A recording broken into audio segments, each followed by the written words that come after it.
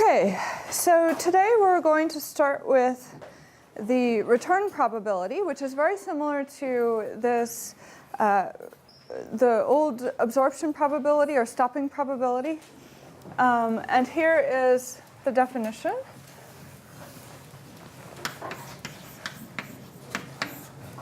So the return probability, which I will write as little a sub I, so it's the probability of returning to the point I, and it's defined to be p sub I of Ri less than infinity. So remember, Ri is Ri1, the first return time. And this is like the old thing. Remember HAI? Does anybody remember the definition of HAI? The first stopping time, the probability HA is finite. So you can see it's very similar. And we'll also start from I here. So these are very similar. And the things that we know about these absorption or hitting probabilities, there are similar facts for the return probability.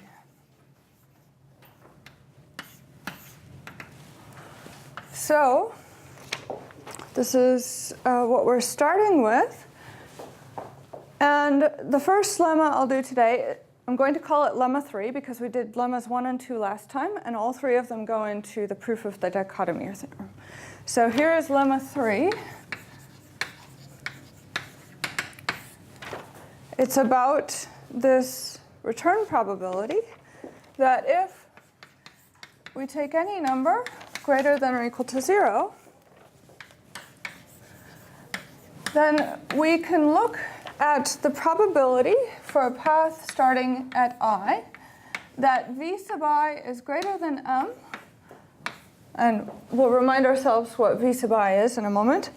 So lemma 3 is, we have a formula for this probability, and it's a sub I raised to the mth power. And I'll call this formula star. So let's remind ourselves, what was this v sub I? It was the number of visits to I, and the way that we wrote it last time was as this sum of indicators checking to see whether x is at I at time n.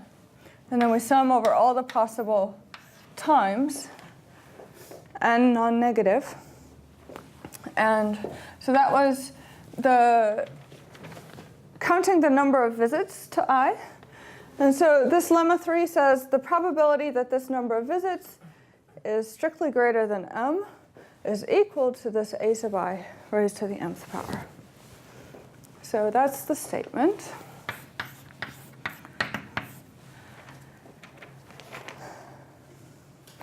So, any questions before we start the proof? What does star mean? Well, I'm going to refer to it later, so I'm giving it a name already. Okay, so we want to prove this formula star holds. And how should we start? Or how could we start?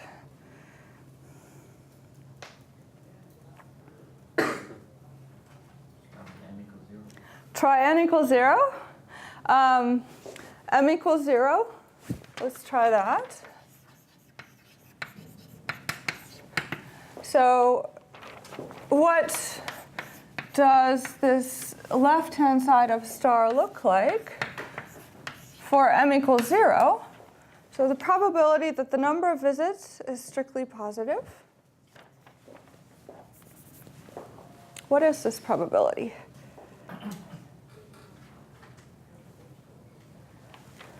Probability starting from I that the number of visits to I is positive. So its probability is 1. I heard that answer. And it's because x0 is I. So we start at I. That means our probability, the number of visits, is positive. That probability is 1. OK. So then, what is a sub I raised to the 0th power? So any number that's not 0 raised to the 0th power is 1. This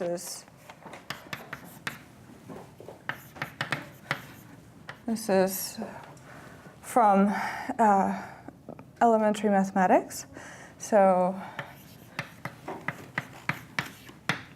if AI were 0, 0 to the 0 is an indeterminate form, and we would have to do some fancy stuff.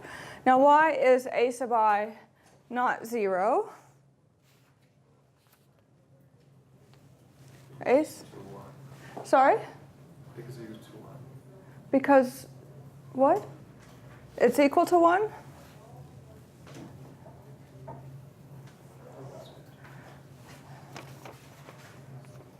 So why is a sub I not 0? I'm not sure. Do we define, because it's not really a return if it's the 0th one, but do we define the 0th one as sort of like the stopping point? So you're thinking of our I0 instead? Well, because it says that the reading rate is probability that R is less than infinity, but R is always the subscript I know. Yeah, RA, then it's 0. In parentheses, how do we define it? Right, so Ri0 we always define to be 0. But that's a different quantity from this one. The answer is really, if AI were 0, we could look at that case separately. And then settle this question. So this is sort of a without loss of generality thing. So if you want to think about the case where AI is 0, go ahead and think about how you would do this, prove this in that setting. But it would be fine. So that takes care of the case m equals 0.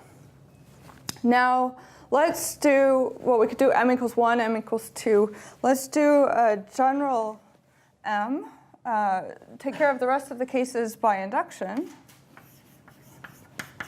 So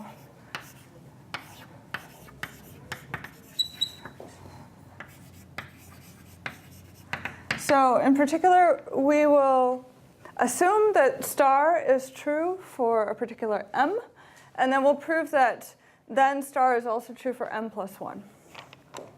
So star true for m implies star for m plus 1. This is the goal, what we want to show. And then once we've shown this, then we'll be done by induction. So let's take a look at what star looks like for m plus 1. So p sub I of vi greater than m plus 1.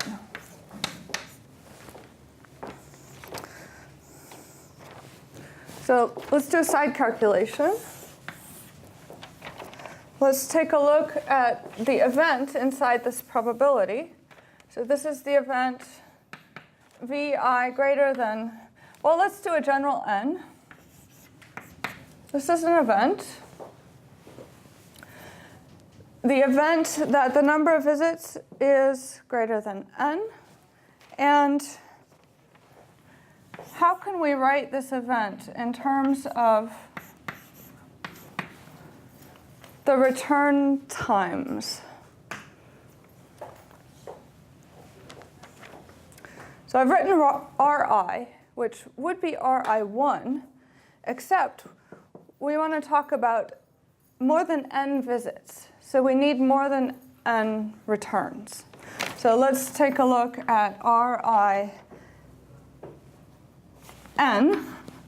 And if the nth return time is finite, then the number of visits is at least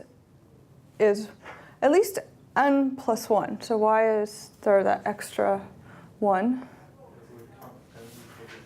Because we count from n equals 0. So the first at x0, we are at I. That's a visit, but it's not the first return time. It's the 0th return time. So if we have the nth return time, then there are actually n plus 1 visits. And so then the v sub I is strictly greater than n. So do you agree that these two events are equal as events?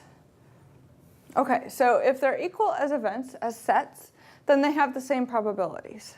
And so we can take the probability of both sides. We're also going to put in m plus 1 for n. So then this is equal to the probability that r m plus 1I is finite. OK, now let's break down the m plus 1th return time. We're doing induction, so we want to somehow reduce this to the previous case, the mth case. And one way we can do this is this event is the same as Rmi being finite, and what else?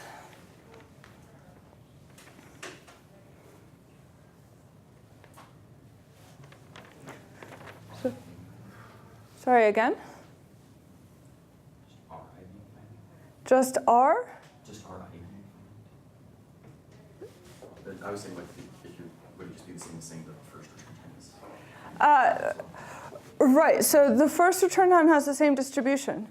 But the difference between these two is called the gap time, this Sm plus 1 that we defined last time. So this is how we can directly break it down.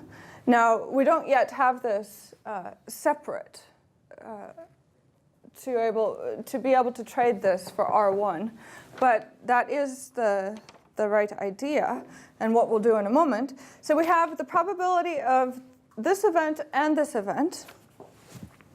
And then we can do conditional probability. So let's write this as the probability that Rmi is finite times the probability that Sm plus 1I is finite, conditioned on this first event, Rmi. Oh, there's an infinity missing. Rmi is finite. OK, so this is the multiplication rule for conditional probabilities. And then we can use lemma 1 on this part. Lemma 1 told us that the gap time has the same distribution as Ri1, the first return time. And so lemma 1 tells us that this probability is equal to p sub I, Ri less than infinity. And what about this probability? Well, let's use our equivalence of events again. So now this is p sub I of vi greater than m. All right? And now what? We just suppose the star is true for m. That's right. Suppose star is true for m. So this is star for m. Then this tells us this is a sub I raised to the mth power times, and then this is our a sub I again. And so we get, indeed, m plus 1 powers of a sub I, which is what we wanted. Questions?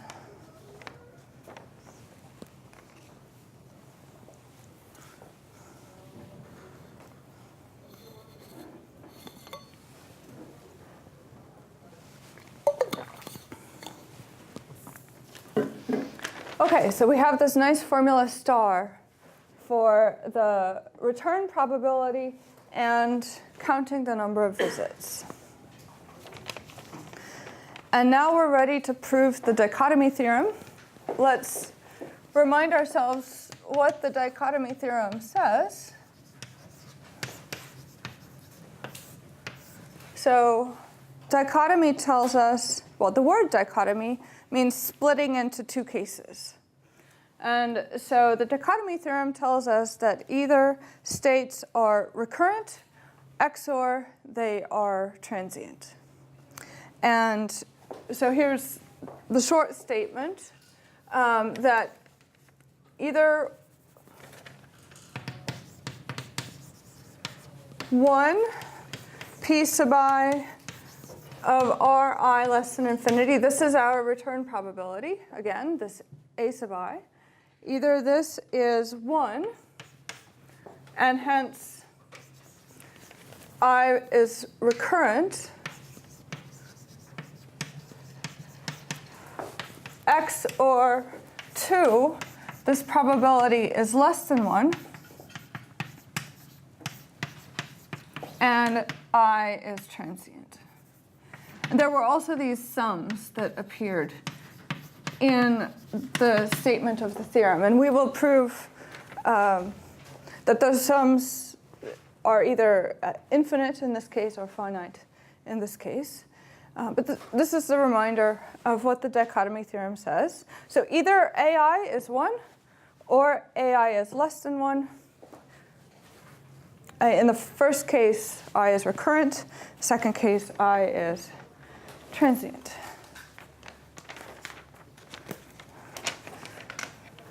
Okay, so now we're going to prove the dichotomy theorem. And we'll start with the first case. So this theorem is nice because it gives us this criterion. And it is clear that these two criteria are a dichotomy. Either one or the other will happen, and not both. And so we're going to start with number 1. So case 1 is this case where AI is equal to 1. Okay, and we have our V sub I formula right here. Now let's look at the following. P sub I of Vi equals infinity. So this is the probability that the number of visits is infinite. So this has a lot to do with recurrence, because if this probability is 1, say, then our state I will be recurrent. So that's going to be the goal. So let's understand this probability. And so far, we have a formula for a finite number here. We need to get to infinity, so let's write this as a limit. So this is the limit as m goes to infinity of P sub I Vi greater than m. So now that we've written it as a limit, we can use formula star. So star tells us this is the limit of AI raised to the mth power. And what is this limit? 1. AI is 1. 1 to any positive power is 1. And so the limit is 1.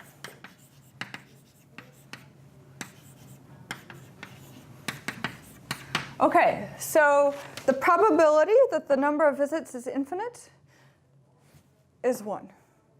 So we definitely, in this case, we definitely visit I infinitely many times. And hence, I is a recurrent state. So that finishes case 1. Now what about this, the sum that appeared in the first statement of the dichotomy theorem last time. Let's take a look at that sum. Okay, so we just figured out that I is recurrent. Also, we need to look at this sum over n greater than or equal to 0 of PIIN. And in the dichotomy theorem, case 1 has that this sum is infinite. So why is this sum infinite?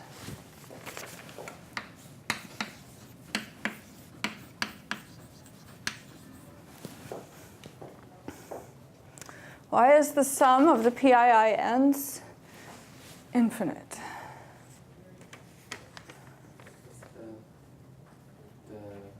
The sum of the subsequence. The sum of the what? Subsequence. Subsequence is infinite? Which subsequence? The number of visits. The number of visits? Okay. We don't need to deal with subsequences here. We can deal with the whole sequence. So this sum, there's another way of writing this sum in terms of probability. What is it?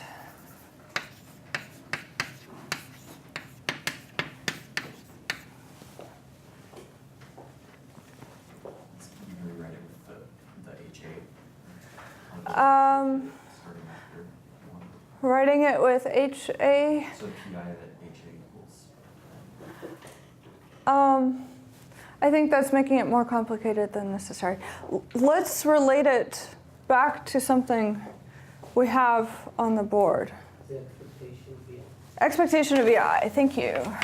This is the expectation of VI starting from I.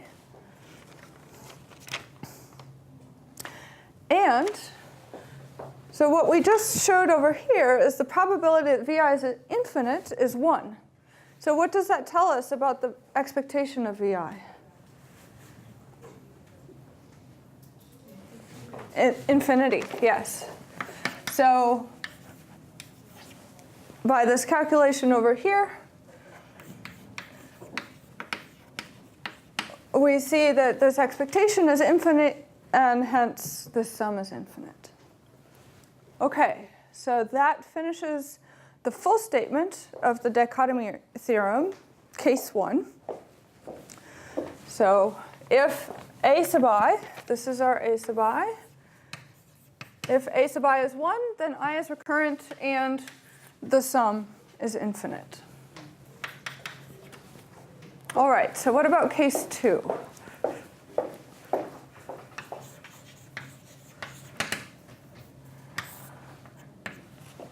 So this is the case where A sub I is strictly less than 1.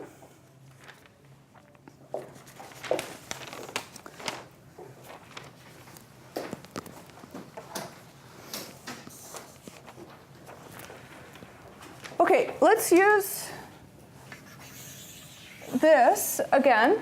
This did not depend on AI being 1.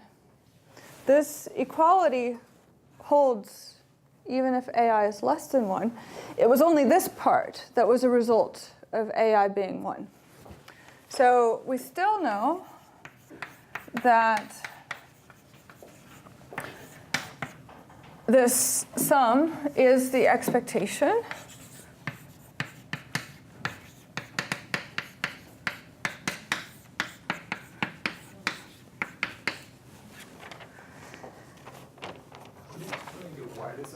Why the sum is the expectation? So, okay, so the sum is summing over all possible path lengths. We're starting from I. We're ending at I with path length n. So first we count the probability of going from I to I in 0 steps. And so that's the PII 0. And then we count the probability of going from I to I in one step and then in 2 steps, and we add all of those together because those are all the possible path lengths. And then we'll get the total expected length of paths. Because we're adding up path lengths, probabilities of certain path lengths, we'll get the expected. Wait a second. From each probability, like you have n, like path length is n, then the probability for path length equals. Right. So let's write this out because there is a small subtlety here. The expectation of any random variable, let's call it x, is the sum over all of the possible values of the random variable times the probability of having that value. So in this case, v sub I is x, and the probability of having a path length n,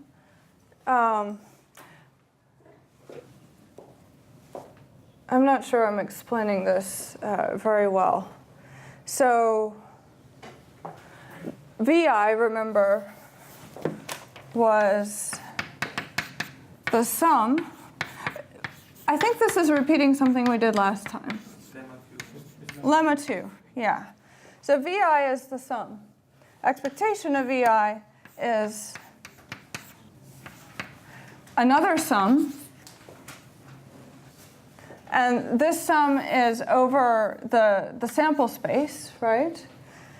The probability of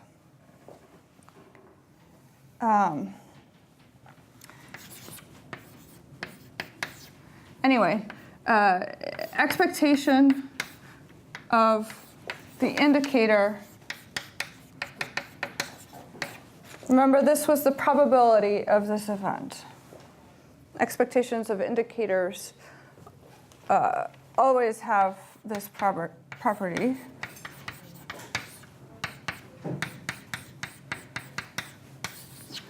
So what we get is the sum over n greater than 0, p of xn equals I.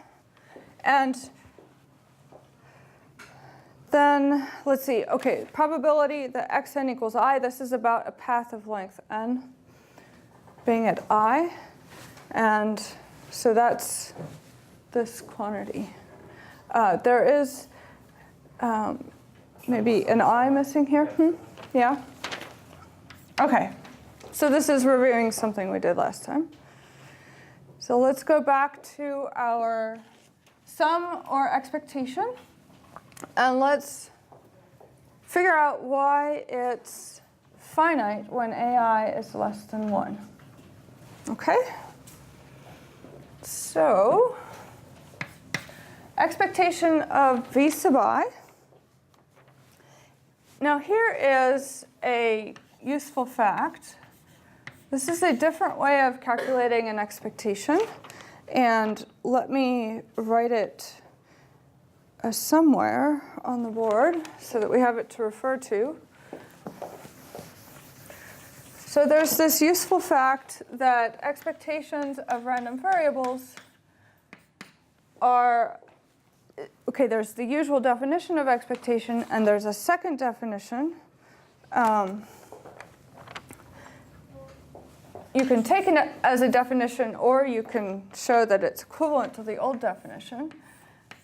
So this is something I teach in Math 461, that the expectation of x is the same as the probabilities of x greater than m, summing over all m greater than or equal to 0.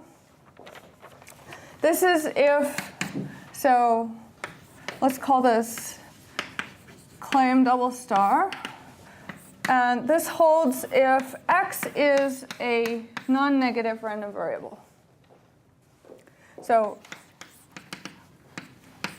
the proof is to draw a picture of the definition, old definition of expectation, draw a picture of this right-hand side, and break them into pieces so that you can see that these give you the same 2 specific areas. So that's an exercise.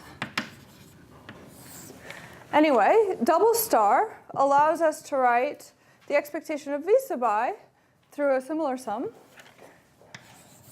The sum m greater than or equal to 0 of p sub I vi greater than m.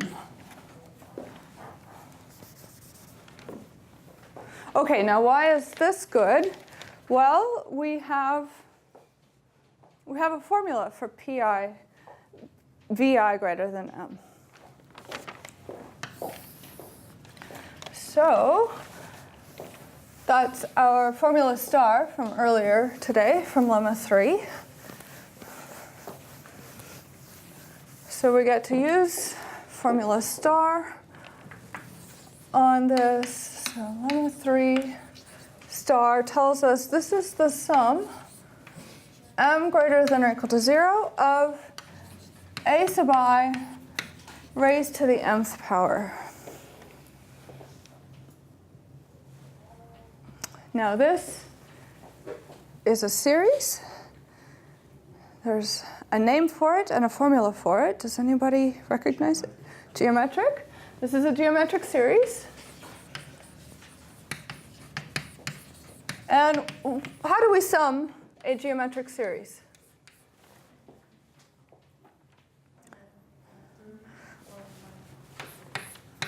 One over 1 minus the ai being multiplied here.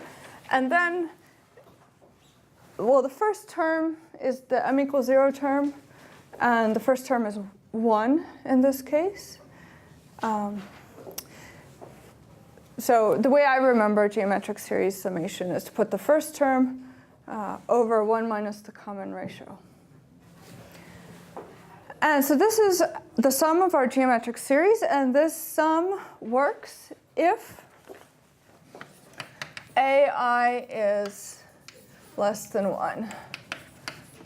And of course, I'm explicitly thinking ai is greater than or equal to 0. It is a probability, so we don't have to worry about large negative values of ai.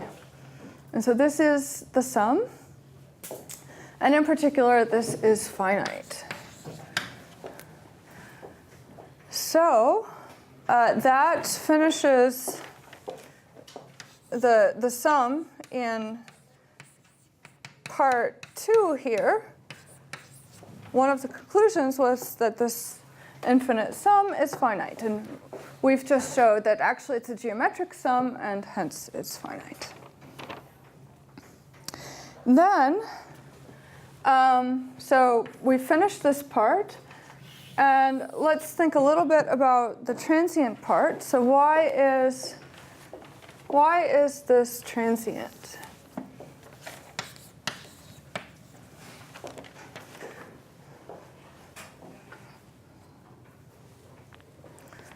Why is I transient?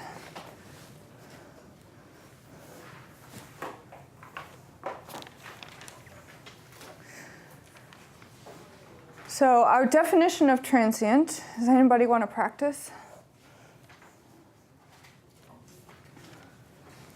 The expected number of visits is less than infinity. The expected number of visits is less than infinity.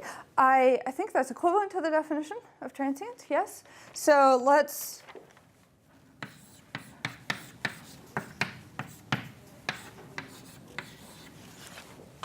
understand why this is true. Well, we've just computed ei of vi and seen that it's finite. And the claim is that because this is finite, then I is transient. And one step we can think of to fill this in is we can look at the probability that the number of visits is m, a finite number m. If the expected number of visits is finite, then, so this probability, let's actually switch it. What's the probability that the number of visits is infinite? 0. And this is enough to tell us that there are finitely many visits to I, and I is transient.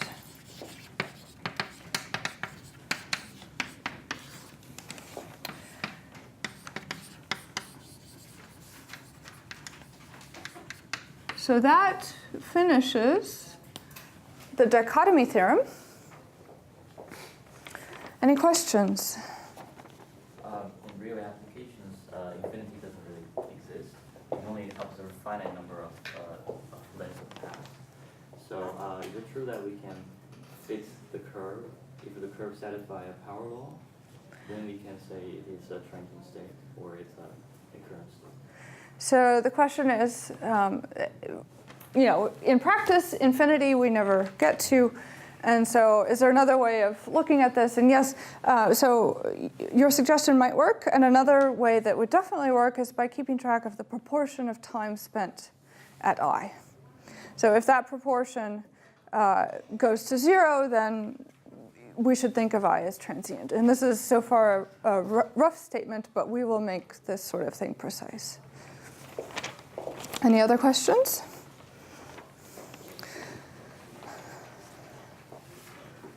Let's kind of summarize what we've learned this week. We're about to go on to some new topics, but let's pause and think about the meaning of these theorems and lemmas.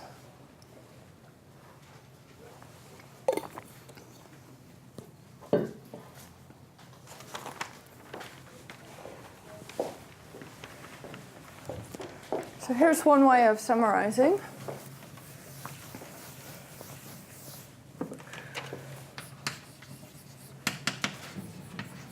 And I want to link this to something that is probably familiar, Bernoulli trials. So thinking of coin flips. That this process of returning is a lot like, sort of like flipping a coin. And here is what I mean by that, that each time we return to the state I, so each time x returns to I, this happens at a random time, this Ri, the return time, and each time this happens, the strong Markov property tells us that we can stop everything and start all over, forgetting the past. And so we can say the Markov chain resets. And so each time we visit I, it's like stopping and starting all over again. And because of this stopping and starting, the resetting, each time we have the same return probability.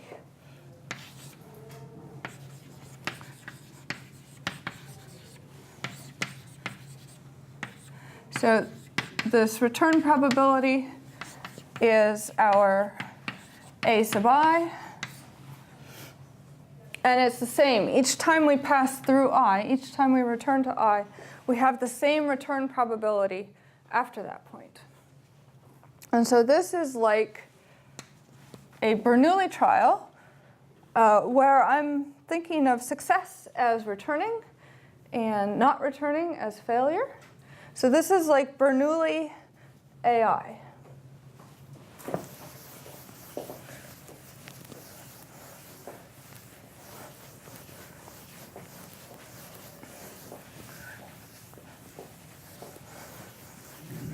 So counting the number of visits or the number of returns is a lot like counting the number of successes.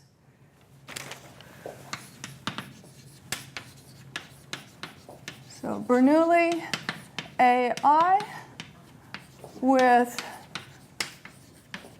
success or return probability AI.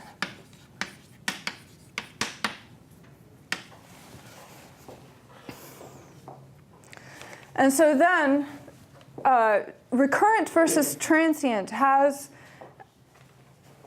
the distinguishing feature that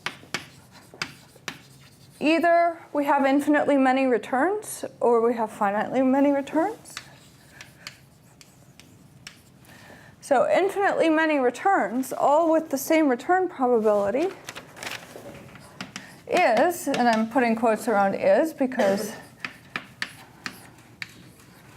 I'm going to raise ai to the infinity, right? But of course, this is loose notation for a certain limit. But there are two cases. If ai is 1, then we have 1 raised to the infinity. And then we're in case 1. And if ai is strictly less than 1, then that less than 1 raised to infinity gives us 0. So this is case 2, the transient case. So the probability of infinitely many returns is 1 if the return probability is 1, and 0 otherwise. So this is kind of a more intuitive description of what we're doing and relating it to Bernoulli trials. Of course, sums of Bernoullis are binomial random variables, and so in some sense that's what our v sub I is. Our v sub I is a lot like a binomial random variable, or there are other things we can compare it to as well. Any other questions? Okay, so next we have a few facts about communicating classes. And then as a preview on Friday, we will define invariant distributions. So here is a theorem that if capital C is a communicating class, so CC for short, so that means every pair ij in C has I leads to j and j leads to I.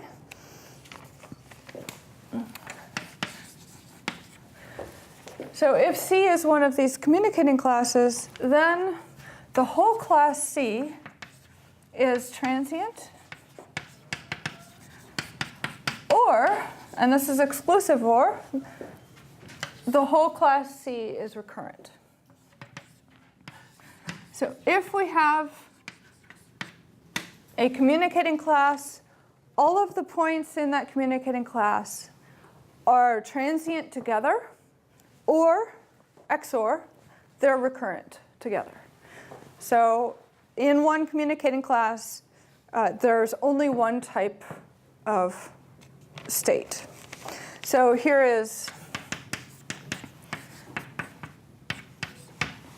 in math notation, for all I and j in C, I is recurrent if and only if j is recurrent. So we're going to prove this with a picture. And if you want the details, they're in the book. So let's draw a picture. Can you imagine how to prove this? That I is recurrent if and only if j is recurrent?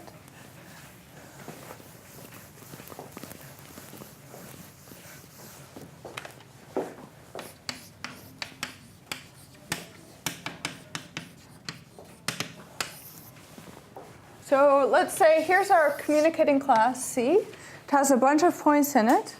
And let's fix a particular I and a particular j. Now, it actually suffices to show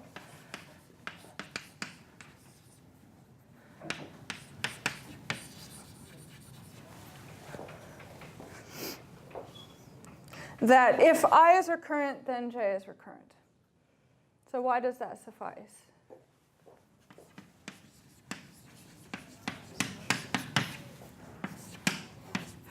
So symmetry, this is going to be for arbitrary I and j, so we can always just switch I and j. If we have one of these directions and they're arbitrary, then we'll have both directions. Okay, so I is recurrent. In the picture, what this means is there's some path that comes back to I. Recurrent means we return over and over. Now, how can we deduce on the picture that j is recurrent from this information?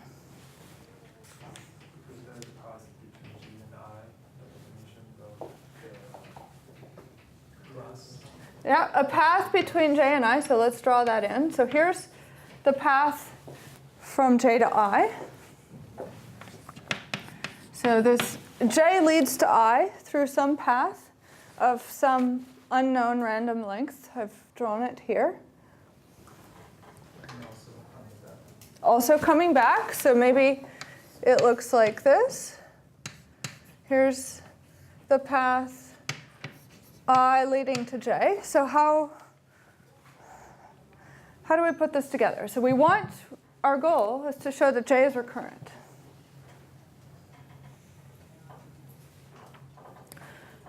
So we go from j to I. Then we do recurrence for I to get back to I. So on the picture, we go like this. Then we go around to get back to I, and then we go back to j. And this is how we get a recurrence for j. So proof by picture. Would you like any clarifications? How do we know that this process can happen for infinitely many ends? How do we know this can happen for infinitely many ends? Well, the definition of recurrent is hiding infinitely many ends in it. So we did it for one n, one return time, but we can actually do it over and over for any number of return times.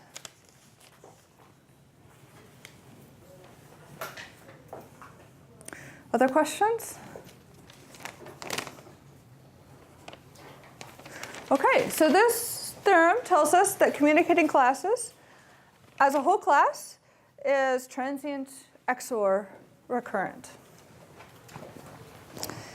And now here is a theorem to end with that every recurrent class is closed.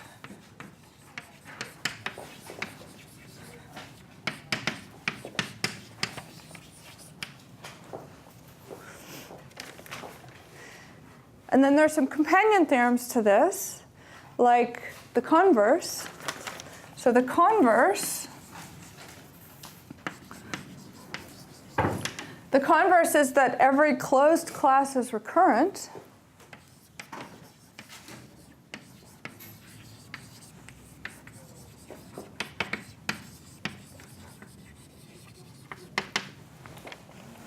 So what do you think of this converse?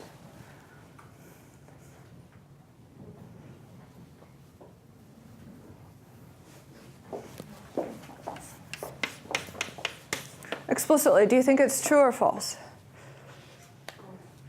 I hear both, true and false. The converse turns out to be false. We can add a word here, and an extra assumption about closed classes that will then guarantee they're recurrent.